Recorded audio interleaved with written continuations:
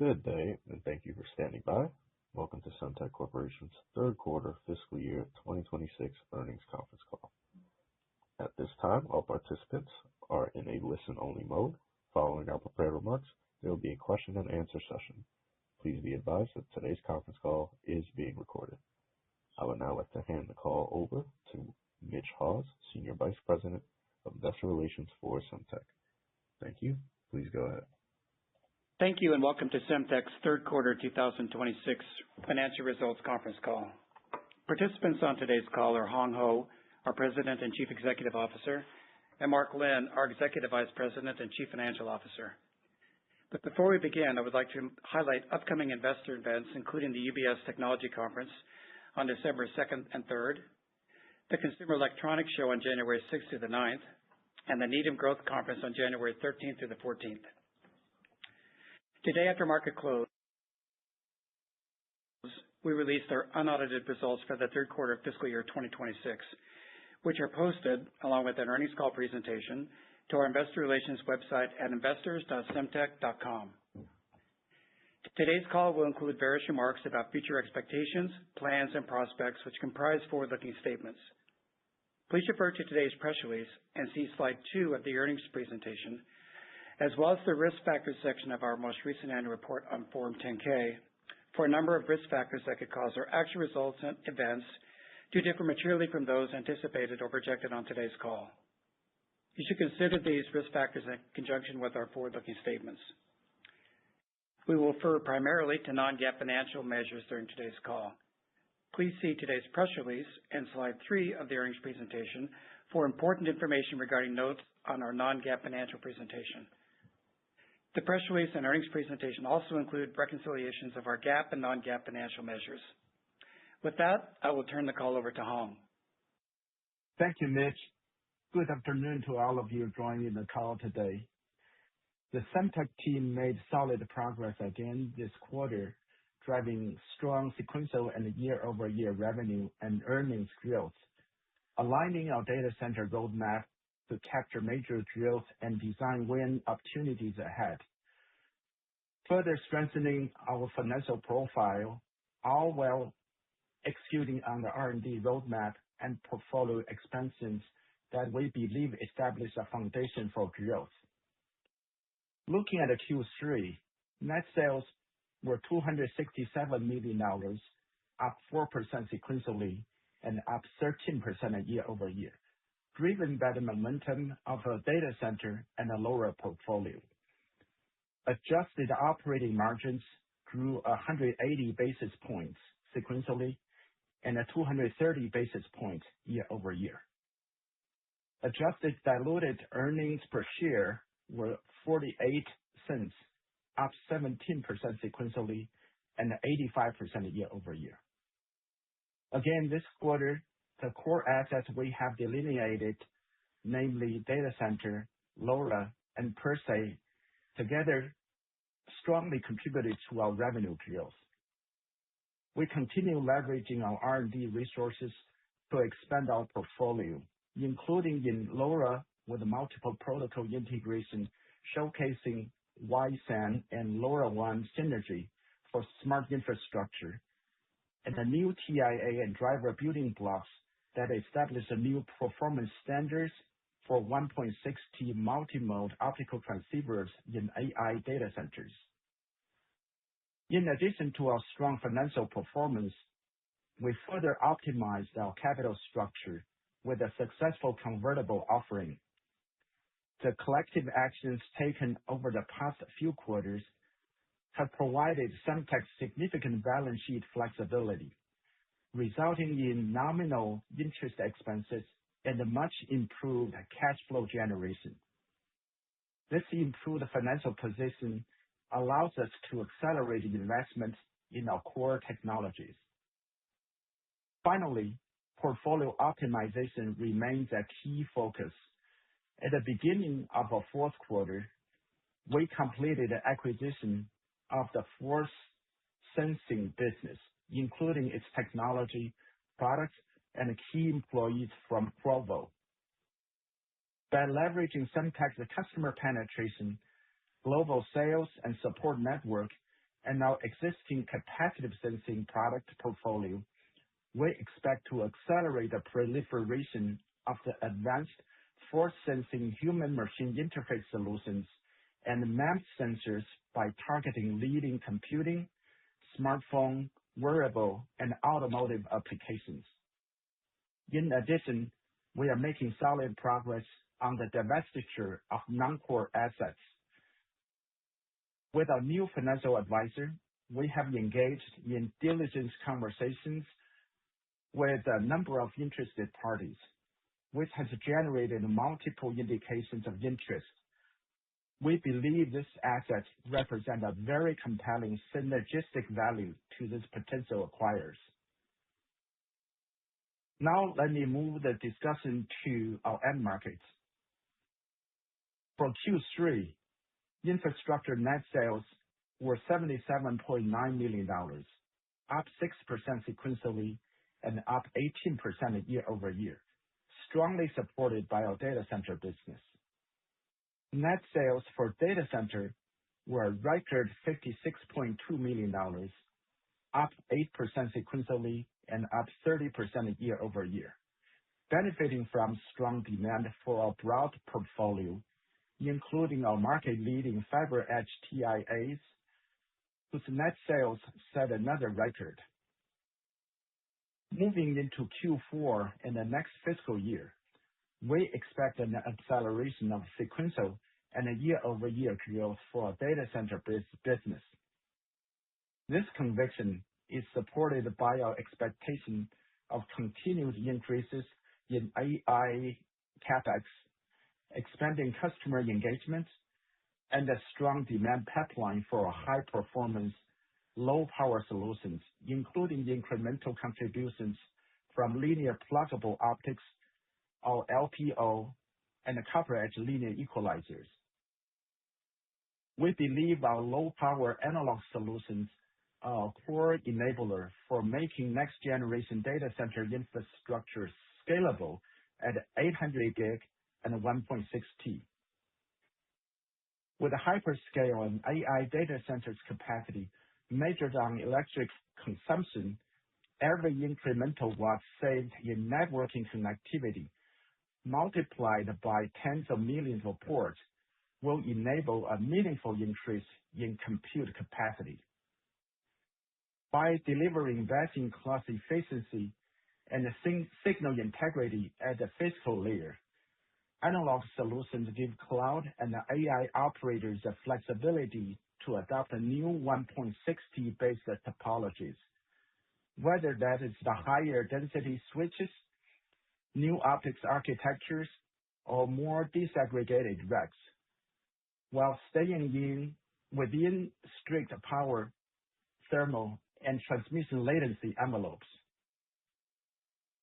To support data center build-outs, we are seeing broad-based demand acceleration, supported by customer forecasts for 800 gig TIAs through 2026. Beyond 800 gig, we are actively supporting a wide range of customers on their 1.6T transceiver designs and deployment with both TIAs and drivers, and we expect 1.6T volume ramps to begin early in calendar year 2026 and grow concurrent with the deployment of 1.6T switches. Regarding LPO, we have secured design wins with several leading U.S. hyperscalers with our TIAs and drivers in 800 gig transceivers and AOCs, and we continue expanding our customer pipeline through engagement with our optical module customers. We expect a meaningful revenue contribution from TIAs for LPOs starting in Q4, and a momentum to build into calendar 2026. In parallel, we are accelerating our R&D roadmap and targeting initial sampling of 1.6T LPO drivers and TIAs before year-end. Regarding active copper cables, customers benchmarking ACCs against the competing technologies are seeing clear advantages. excellent signal integrity, lower latency, and more importantly, power consumption up to 90% lower than DSP-based AEC solutions. We expect to ramp ACCs with a major hyperscaler during calendar year 2026. With this deployment transitioning incorporating ACCs in place of AEC or DACs, we anticipate broader market penetration as this hyperscaler demonstrate ACC's benefit versus incumbent technologies. Our engagements with additional ACC customers are intensive and broad-based, and we anticipate more design-ins over coming quarters. In addition, a number of customers, including our anchor customer, are evaluating the integration of our copper edge linear equalizers on their PCB boards and connectors to improve signal integrity of the high-speed links. We anticipate design-in of onboard copper edge use cases over the coming quarters. Moving forward, we believe our broad portfolio of fiber edge TIAs and our rapidly emerging copper edge and LPO solutions position us for accelerating data center revenue growth throughout 2026. Now moving to our high-end consumer end market. Net sales for Q3 were $41.9 million, up 2% sequentially and up 5% year-over-year. Year-to-date net sales were $118.5 million, up 6% compared to the same period last year. Growth from our high-end consumer portfolio is outpacing market metrics such as worldwide handset unit volume growth by a considerable margin, demonstrating market share gains, customer adoptions of our differentiated solutions, and a strong supply chain execution. In addition, our PerSe sensing technology continues to be designed in a growing range of applications, including smart glasses and smartphone platforms, supporting both existing designs and the new launches over the coming quarters. As I referenced earlier, we completed the acquisition of leading force sensing portfolio from Qorvo at the beginning of Q4. The integration is well underway, with our first product shipped starting last week, and we look forward to this combination expanding our sensor portfolio with a proven IP and paired with our global go-to-market engine, unlocking cross-selling opportunities across a diverse array of leading customers. The combination of these unique capabilities provides a robust set of touch and gesture detection capabilities. Moving to our industrial end market.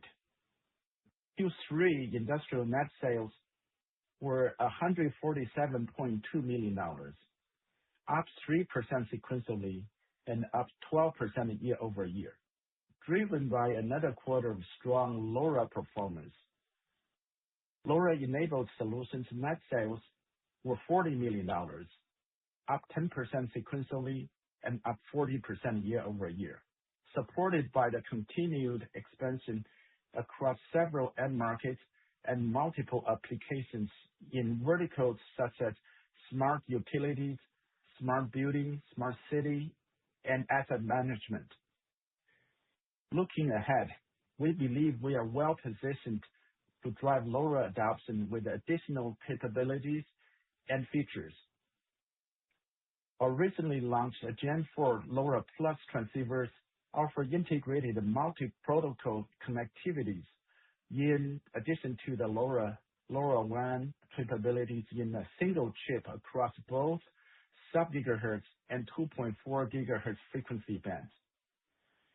This simplifies hardware design, lowers BOM cost, and enables customers to create a unified design supporting multiple protocols, thus enabling deployments for customers rolling out solutions across different geographies and regions.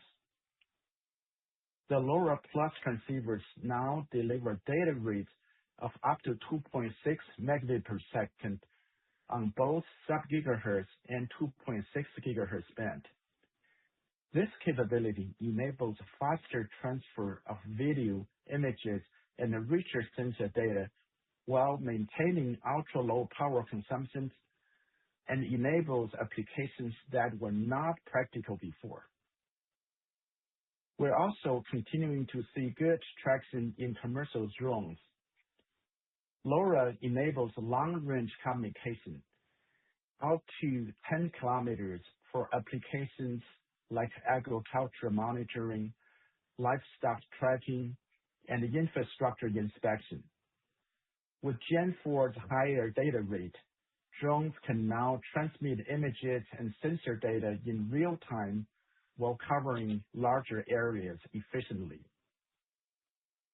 Our IoT systems and connectivity business recorded Q3 net sales of $88.3 million, down 1% sequentially and up 7% year-over-year. We see strong design win momentum as the IoT transitions from 4G to 5G, leveraging our market leadership.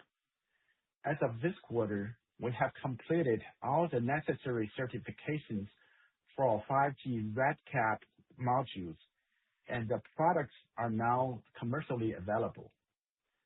The business pipeline continues to be strong thanks to the broader market recovery and the favorable geopolitical environment for this business. Networking solutions with routers, gateways, and AirLink services in the portfolio had a strong execution quarter, advancing strategic initiatives across carrier partnerships, software platform innovation, and the market positioning.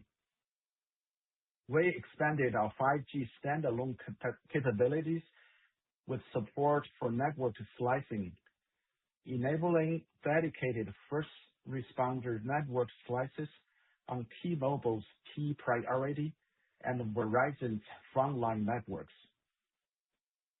We believe this positions AirLink as a differentiated solution for mission-critical public safety communications where quality of service and network prioritization are essential.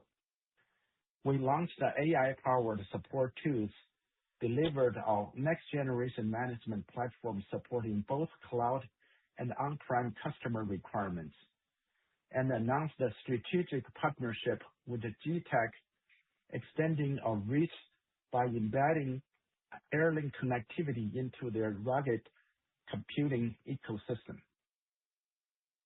The mission-critical cellular router market continues growing in double digits with accelerating 5G refresh cycles, and we believe we are well-positioned to capture share through our carrier relationships, ecosystem partnerships, and differentiated ruggedized solutions.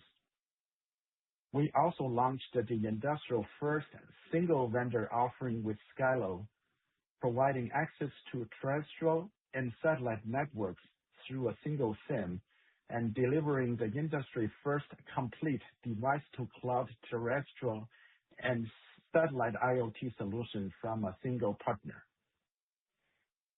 Our strong results this quarter reflected the impact of our focus on growth of our core assets, disciplined R&D investments, and the deep and expanding partnerships we are building with our customers.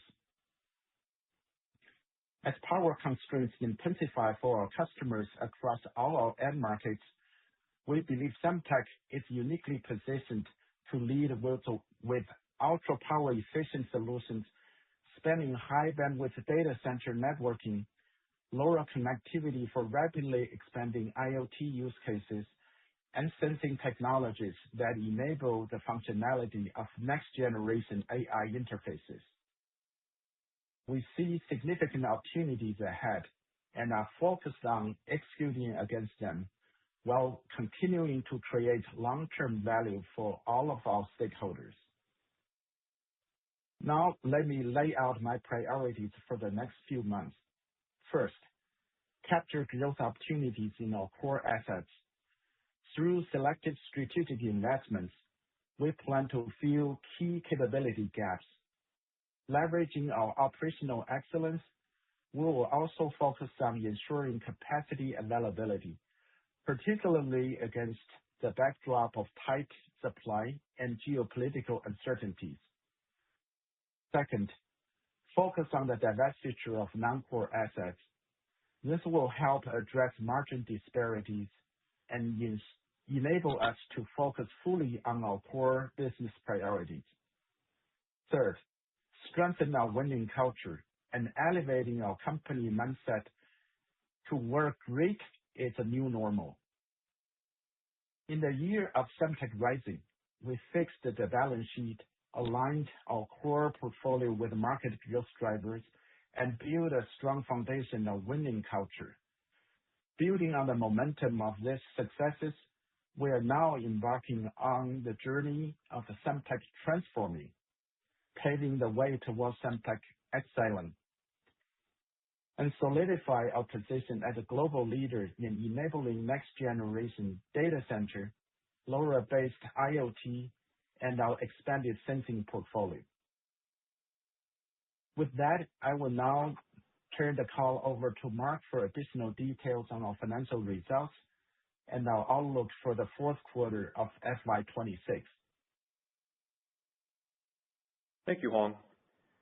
For Q3, we recorded our 7th consecutive quarter of net sales growth, with record net sales of $267 million, above the midpoint of our outlook, and up 13% year-over-year.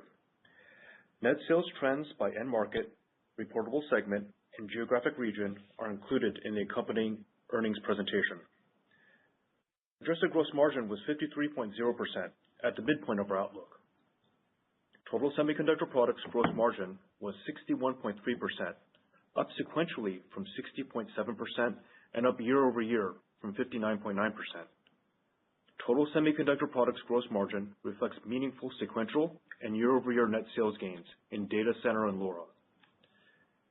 IoT systems and connectivity gross margin was reflective of mix related to net sales growth in cellular modules, with Q3 at 36.6% compared to 39.5% in Q2 and 41% in the prior year period. Adjusted net operating expenses were $86.5 million, below the midpoint of our guidance range, benefiting from prudent cost control and a relatively stronger US dollar. Adjusted operating income was $54.9 million, up 13% sequentially and up 26% year-over-year, resulting in an adjusted operating margin of 20.6%, up 180 basis points sequentially and up 230 basis points year-over-year. Adjusted EBITDA was $62.7 million, up 11% sequentially and up 23% year-over-year. Adjusted EBITDA margin was 23.5%, up 160 basis points sequentially and up 190 basis points year-over-year. Adjusted net interest expense was $2.5 million, down 86% year-over-year.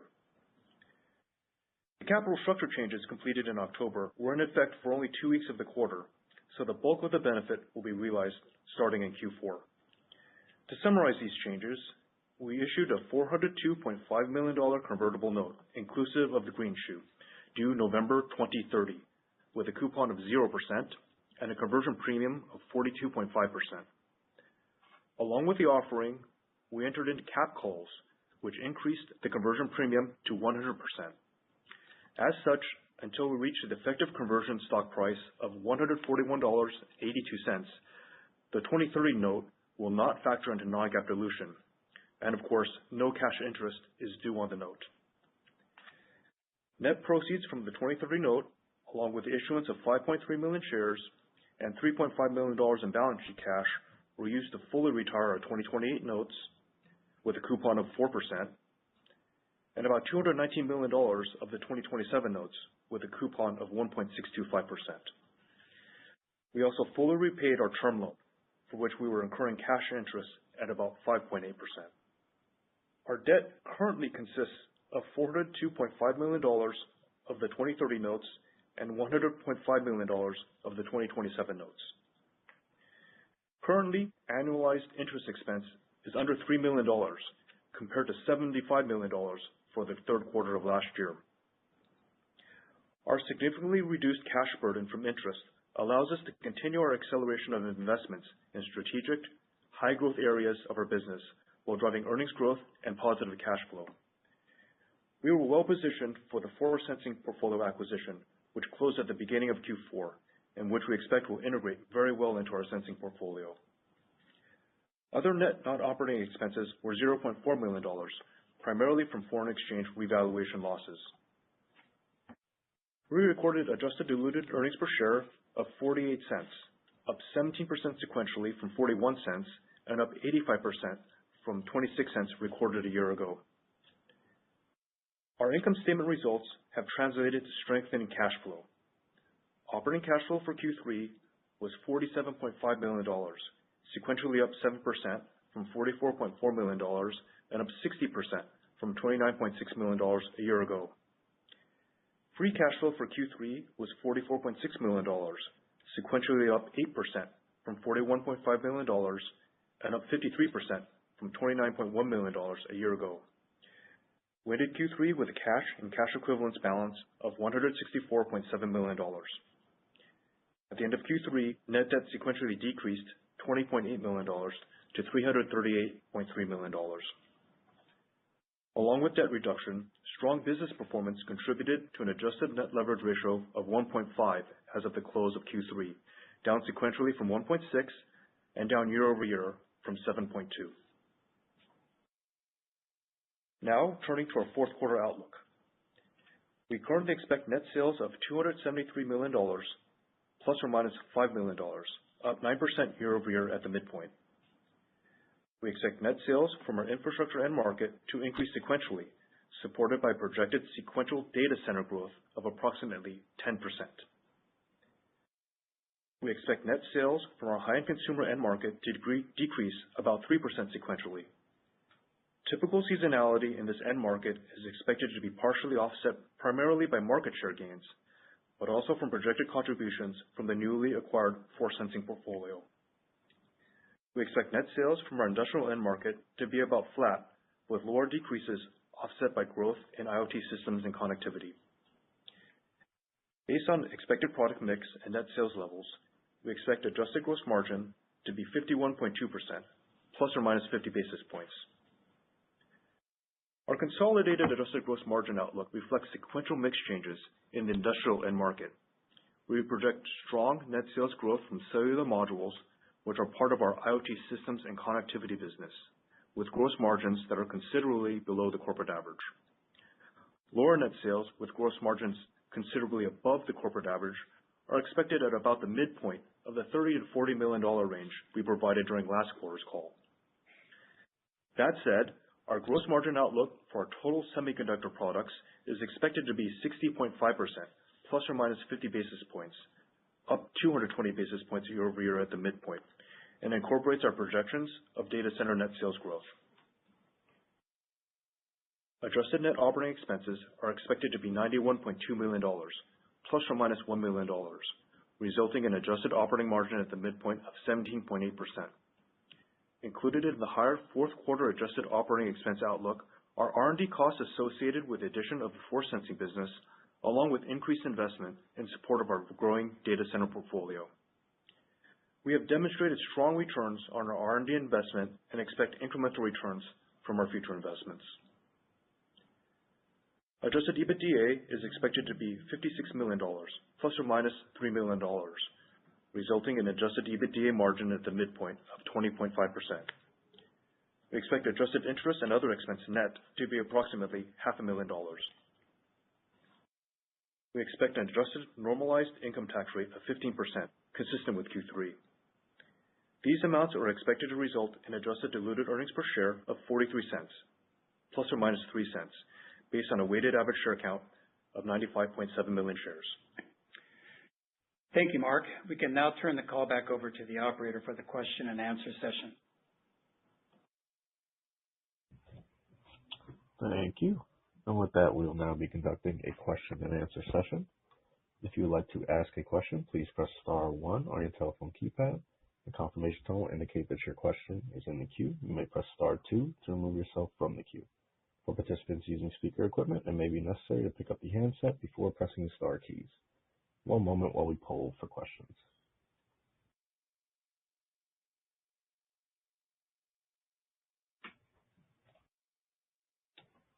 And our first question comes from the line of Rick Schaefer with Oppenheimer & Company. Please proceed with your question. Thanks, and thanks and congrats, you guys. My first question, I guess, is really on CopperEdge. It sounds like it's ramping with your lead CSP this quarter. And I'm just really curious, sort of, maybe that's breaking the ice. I mean, how does that set you up with other CSPs next year? Basically, does validation from this lead customer speed deployments or wins with other CSPs? And is there any sense that you have today, or maybe it's just too early to know, but any sense of how many ACC or CopperEdge customers you expect to ship to next year? Yeah. Hi, Rick. Thank you very much for your questions. So for the CopperEdge in the ACC to supporting the leading hyperscalers, they have the product designed into 3 programs and then anticipate the ramp to start in the middle of 2026. But we supply our CopperEdge ICs to cable manufacturers, so they certainly need the product earlier than that. And we right now having all the things ready to go, and based on the forecast they provided, so we need to make capacity available to support their very rapid ramp.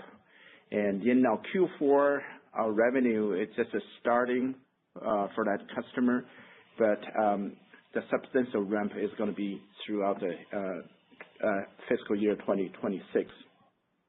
As for you mentioned about, this is the ice-breaking adoption.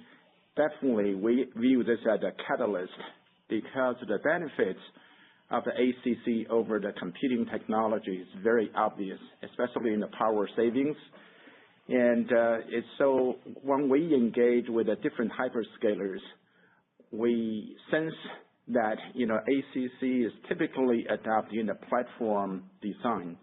So certainly now we see the broader base awareness of this advantage, and the deployment by this hyperscaler certainly will provide a strong reference point for other hyperscalers to use in their future platform design. As for how many, we have been working with our cable partners and engaging pretty much with every hyperscalers out there. I do expect more design wins in the coming quarters.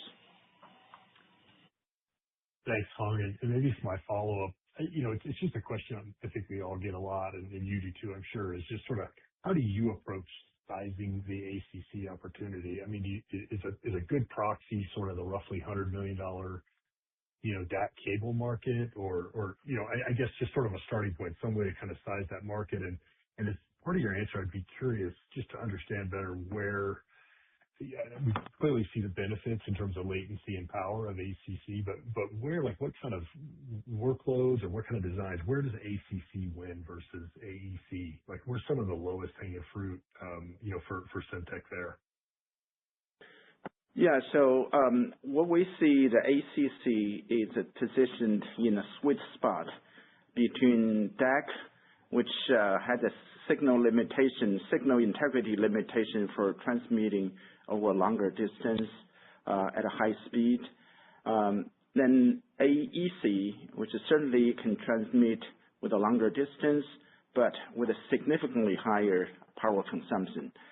So certainly, if you look at it, AEC plus DAC is a huge TAM. And ACC, as I said, is so uniquely positioned, will chip away a substantial portion of it as we start deploying the hyperscalers. So over time, we'll have a better idea how do we quantify the opportunity in the future. Thanks a lot. Thank you. Thank you. And our next question comes from the line of Sean O'Loughlin with TD Cowen and Company. Please proceed with your question. Hey, thanks, guys. Thanks for letting me ask a question, and congrats on the solid results here. You mentioned, Hong, Q4 growth in data center. I think you used the word meaningful contribution from LPO in the quarter.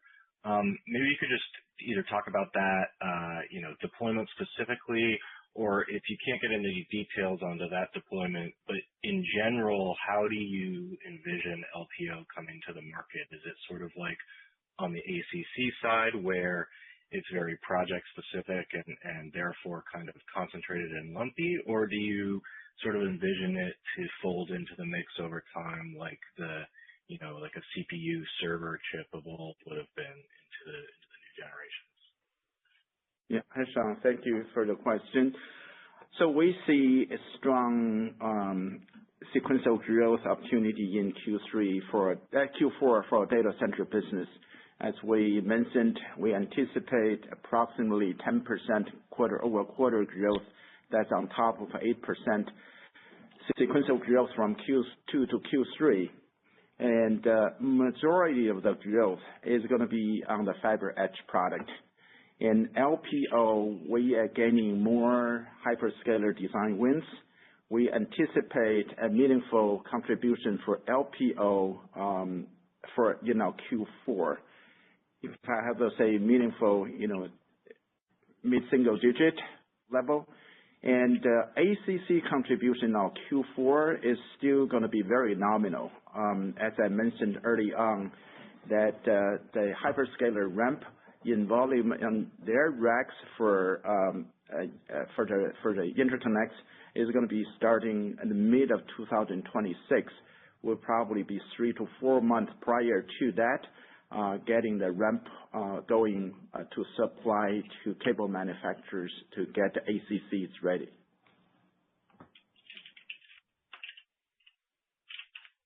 Great, thanks for that, Hong. And then I just had a quick question for Mark on the gross margin side in Q4. Understood on the mix shift within IoT. I guess sort of two questions around that. Is this sort of a permanent mix shift that you're anticipating, or is this just sort of a temporary, LoRa was strong in Q3, going to dip a little bit in Q4, and so that'll balance out, longer term. And then, well, I guess maybe this part is, I don't know if this is a soft question or a Mark question, but one of the suppliers on the foundry side in your space talked about, some significant CapEx that they were anticipating on the silicon photonics, but especially the silicon germanium side. And just wondering if you anticipate any sort of headwinds on that side as, as you mentioned, the entire market goes through a bit of a capacity constraint environment here. Thanks for your question, Sean. Let me try to address gross margin first and clarify there. On the positive side, semiconductor gross margins driven by data center and LoRa was 61.4% in Q3, up 140 basis points year over year, up 60 basis points quarter over quarter. SIP gross margin, signal integrity products, which encompasses data center, it was the gross margin for Q3 was 65.1%, up 270 basis points quarter over quarter, 200 basis points year over year. And the reason I'm providing these statistics is, what we've delineated as our core portfolio, right, of data center, LoRa, and per se, those are our faster growing markets.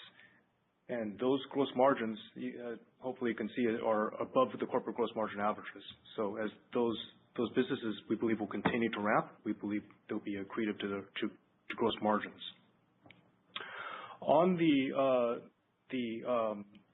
IoT systems and connectivity side, we mentioned that we're going to have growth in cellular modules, where gross margin is less than a third of our semiconductor products. And we also have normally lower sales from LoRa. In terms of where that's heading, we've talked about what's in our core portfolio and what is not in our core portfolio. And I think from what Hong mentioned, one of the top priorities is we're looking at portfolio rationalization there. partially to remove that margin disparity. On your question on foundry, maybe I can answer that one. Yeah, Sean, you are right. The silicon germanium technology platform right now is widely used in making our physical media devices, the TIAs and drivers, but also in the silicon photonics. That is why my first priority over the next few months is to make capacity available. That foundry is our close partners. We have long-standing relationship over the last decade and a half, and they have been providing excellent support to us. Another nuance related to the component availability is a co-planning process with our customers and with our customers' customers sometimes. And that is a process we have implemented a few quarters ago. It has been working extremely well. So even they share their visibility even in the business development stage. And the way, based on the understanding and based on our triangulation, we have the wafer start in the fab. And typically the lead time is 6 months plus minus. But with the planning process, we gain the visibility. We can start earlier, and we have never really let our customers down with our key components. Great. Thanks, guys. Congrats again. Thank you. Thank you. And our next question comes from the line of Harsh Kumar with Piper Sandler. Please proceed with your question. Yeah. Hey, thank you, Hong. Hong, last call, I think I was giving you a little bit of a hard time on lack of sequential growth in the data center business, and I think suffice to say you've fixed that going forward. But I did have a question on that. My question is, LPO seems to be a little bit earlier than ACC, and it seems to be coming on. You're excited about it. But almost everybody I know struggles with the scope and size of that market. So maybe if I can ask you again, or not again, but if I can ask you to just help us understand how big can LPO be as a business, and maybe what is your positioning in the LPO business? And then as a follow-up on the ACC side, I wanted to ask you, for ACC, are you seeing applications that replace AEC, or just brand new applications? Yeah. Thank you, Harsh. So first of all, on the data center growth, yes. So we're seeing very strong momentum, and the booking and outlook and forecast is very strong throughout the 2026. And the LPO is, we're pretty excited about the first meaningful ramp in our Q4. And as I mentioned before, the LPO gave us an incremental opportunity to bring more content in the transceivers. So we benefited from a strong backdrop of the transceiver demand with the real-time solutions where we provide market-leading TIAs. By offering LPO, we have opportunities to offer drivers in addition to TIAs. So that will increase our TAM by 150%. So we certainly welcome that transition, and definitely the rollout of LPO will cannibalize the DSP-based solutions, but will they do it any day with the increased TAM? ACC, on the other hand, is a net gain. So right now with the air pocket we're experiencing from the early adoption in the rack interconnects, the ramp with these hyperscalers is going to be giving us an acceleration of a data center revenue. The adoption dynamics for LPO and ACC is a little different. LPO tend to be gradual because in their switch fabric, they can, as long as they have the confidence in the signal integrity on the host they plug into, they can use LPO. ACC, on the other hand, is more the platform based.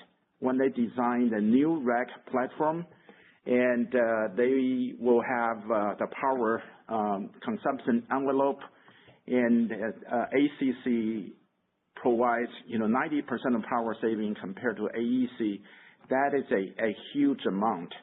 When you look at the rack design right now, any rack, they probably have anywhere from 100 to 200 cables inside. So each connector, each cable have 2 connectors on each end. You can translate into significant power savings. So ACC is, encroaching into the established AEC market, but also the AC market. And because the short connects are predominantly DAC-based, but with the ACC availability, especially for 200 gigabit per lane, and ACC is expected to be mainstream for longer than meter reach in the future. Understood. Very helpful, as always. And my next question was the force sensing acquisition. I don't know much about it. Maybe you could tell us just really quickly, given this is an earnings call, just really quickly what the product does and how you intend to use it, and how much revenue and kind of OpEx you had, because OpEx jumped up quite a bit. Yeah. So the force sensing is a capability. You need to touch it and to activate it. We have the capacitive sensing that basically, when you have your human body close to the sensors, you change the dielectric constant, you can activate the sensing. But with the force sensing, you need to apply the force and to activate it. It combines with capacitive sensing very nicely to offer broader capabilities for smart wearables and computing and automotive platforms.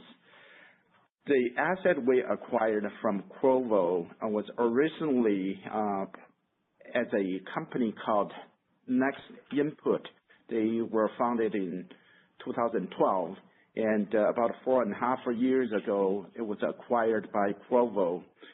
And the technology is very differentiating. They have over 175 patents issued and under applications. When we were looking at how to grow the core asset and how do we fill the gaps in capabilities, the force sensing was on our roadmap. And just optimistically, we found this asset available. So we got them acquired and got them nicely integrated. The acquisition happened slightly less than a month ago, but as I mentioned, the integration already been very successful. So we made the first shipment of the product with our fulfillment infrastructure last week. As for the incremental R&D increase, it's still a lot better to buy this asset than otherwise internally investing. And so it's largely a technology tucked in. The revenue contribution at this point is immaterial, but we do project a very healthy synergy and a very healthy contribution of this technology and asset to our future revenue. And Harsh, just to double click on OpEx, while there is incremental OpEx from our sensing portfolio, including this force sensing product, we're also increasing R&D and data center. So the areas where we're investing, the core areas and these core assets isn't changing. And we've been able to deliver some pretty good returns in data center, LoRa, and sensing, with some nominal increases in OpEx. We expect to be doing the same in Q4. Thank you so much.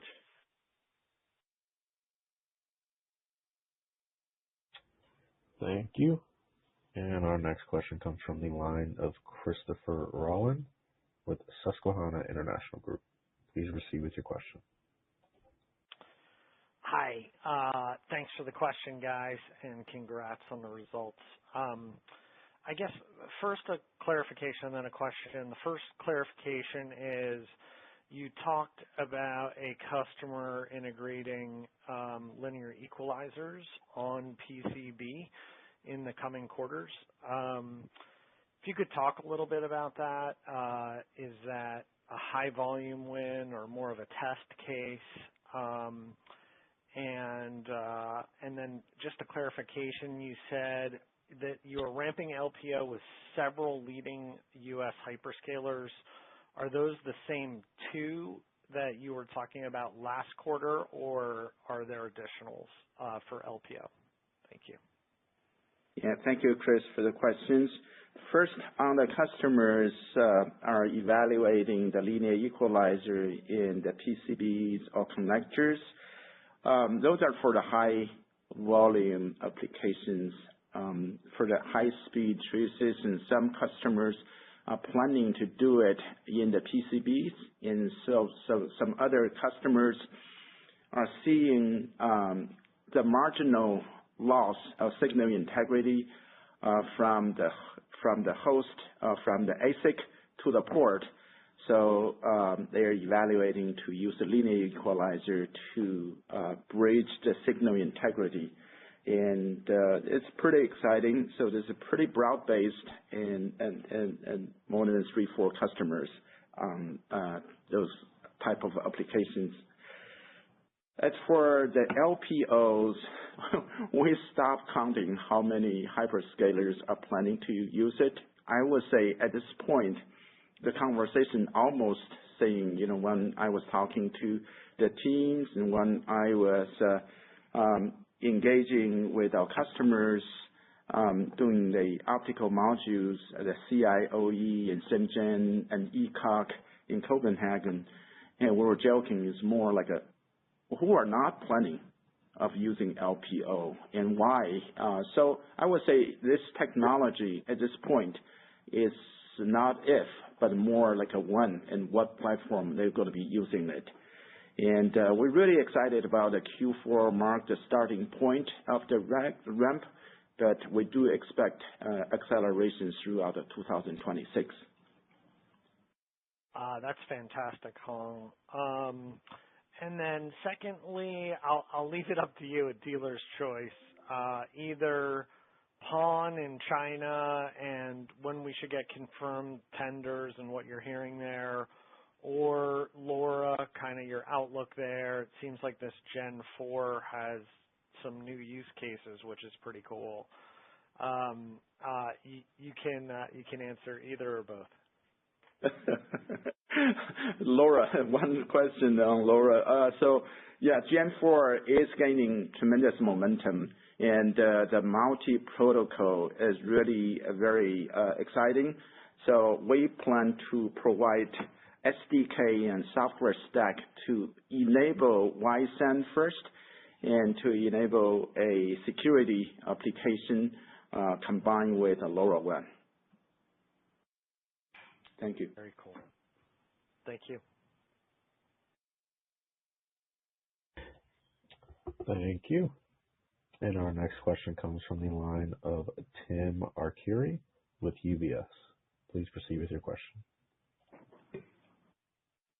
Thanks a lot. Hong, your tone on divestiture has definitely changed versus what it was 3 or so months ago. It was sort of put on hold a little bit, and now it sounds like you have another advisor and you have some folks who are interested. And so can you just, what changed, and was it you weren't getting the price you wanted and now these buyers are more interested in engaging at a price that you're happy with? What can you just walk through the evolution of what sort of changed there, and maybe how close are you to you think executing something?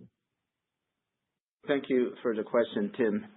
So the simple answer is nothing has changed. So this time around, we definitely have more dedicated mind share from the potential acquirers, and because the geopolitical situation is a little bit more settled, and also they're seeing some of the tailwinds playing into the reality, into the new business opportunities, the backlog, and also with projected Q4 sequential growth. To the right acquirers, this really representing a pretty significant synergistic value to them. And as for the timing, we really cannot predict, but rest assured, this is my top priority.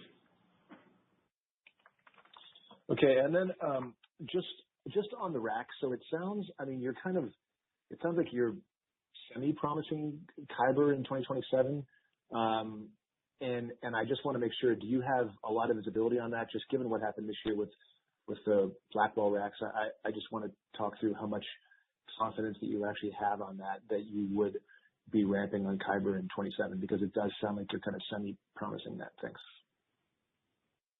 Tim, I would shy away from the specific platform, but to go back to the fundamentals.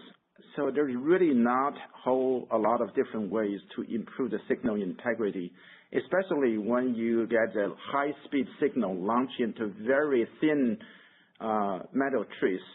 So you're going to lose the signal strength, you're going to distort the signal, and you need to condition it. And there's no better or more seamless way than getting linear equalizer integrated on the board. If they have other ways to do it, they would do it as well. So that's the fundamental belief. And we have, and that's the use cases we've seen with multiple customers who are interested in incorporating linear equalizer on PCBs. Okay, thank you.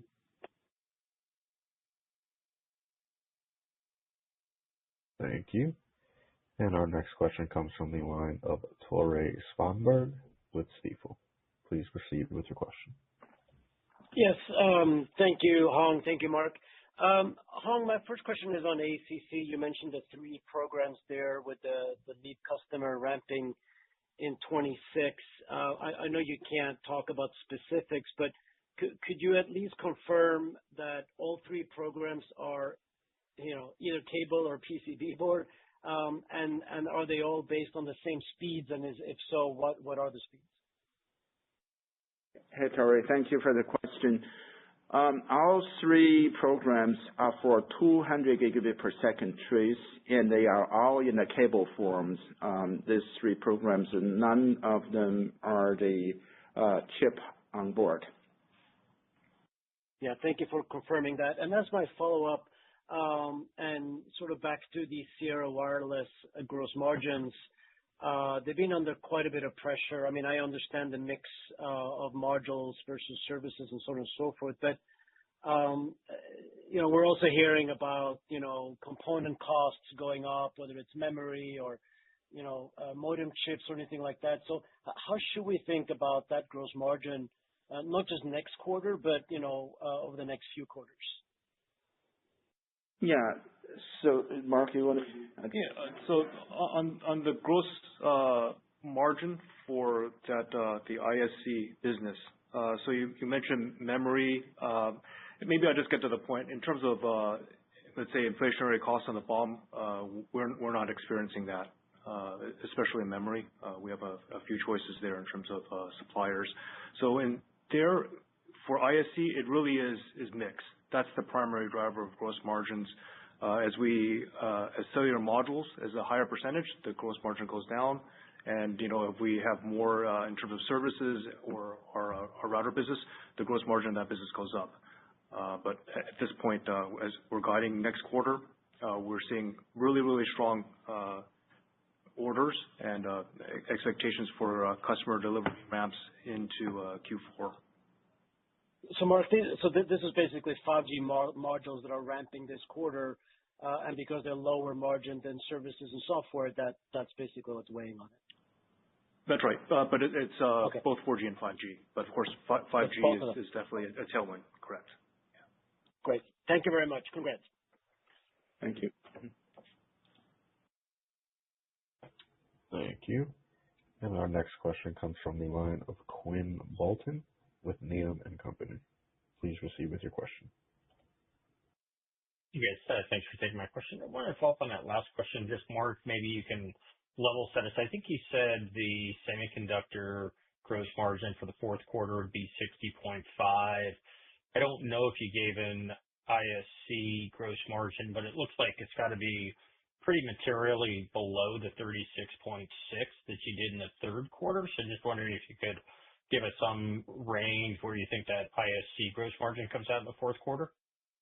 Yeah, at this point, I'll just say that the ISC gross margin will be lower, primarily due to the drivers we talked about with cellular modules. But again, on the positive side, semiconductor gross margins was 60.5% plus or minus 50 basis points, so still quite healthy, and we expect that to continue to grow. Well, we're only guiding on one quarter, right? The drivers of gross margin between data center, LoRa, and PerSe, our sensing business now, is expected to be accretive to that gross margin. Got it. And then I'm not sure if it's for Mark or Hong. It does sound like you may be getting closer to a potential divestiture based on your comments in the script. I think in the past you described a divestiture of non-core assets as being non-dilutive to EPS because you would take deal proceeds and pay down high interest rate term loan debt. Well, you've now done that. Interest expense annually is less than $3 million. So I guess I'm hoping you could comment now, without the balance sheet, would a divestiture of non-core assets be dilutive to EPS? Yeah, at this point, we're looking at the lower gross margin portions of our business. So that would be something that, at this point, without naming all the specific assets that we're looking at, let's say it's a nominal impact to immaterial impact. Okay, thank you.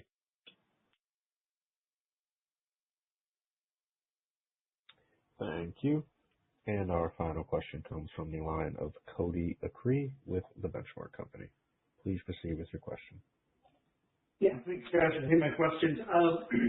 Hong, if we can maybe go back to the ACC opportunity for a minute, can you talk to some of the market's concerns around reliability of ACC in earlier testing? Is that contributing to any of the hyperscaler, what looks like to be maybe incremental delays in the program ramp that I believe was expected to begin here in Q4, and now looks like it's more into next year? Cody, yeah, thanks for the question. I'm not aware of any reliability you were mentioning about the ACC. So there's some chattering, like this is more like a couple years ago by not really the players no longer active in the industry, and there's some false start, but there's no any issue we are aware of, and we have deployed a significant amount of ACCs in the industry. So, I mean, we haven't heard anything bad. And then with the hyperscalers, they have gone through months of qualification and reliability testing, system validation process. They're very careful and they're very technically capable. We haven't heard anything, any concern about that. All right, great. Thanks for that clarification. Can we go back to your discussion of ensuring capacity availability? Can you just talk about some of the strategies that you might be able to employ, specifically on the wafer side that you mentioned earlier? Yeah. So, we talk about silicon photonics, silicon germanium semiconductor platform to support silicon photonics and also our PMD physical media devices. And there are more than one fab, one location, and we try to make more capacity available by engaging and qualifying manufacturing from other sites and other countries. So that not only unlocks some additional opportunity capacities, but also make it more robust from the geopolitical point of view. So that's what I mean. That's the focus for the near term. Would you look at anything like dedicated capacity commitments or investment on your part? So the capacity, certainly we have been increasing the CapEx investment in the back end, for example, testing. But for the foundry capacity, we are primarily working with our partners to qualify their foundry from different locations. All right, great. Thank you, guys. Thank you. Thank you, Cody. Thank you. And with that, there are no further questions at this time. I would like to turn the call back over to Mitch Haws for closing remarks. That concludes today's call. Thanks to all of you for joining us today. We look forward to seeing you at various investor events over the coming weeks. Thank you, Mitch. And with that, this does conclude today's teleconference.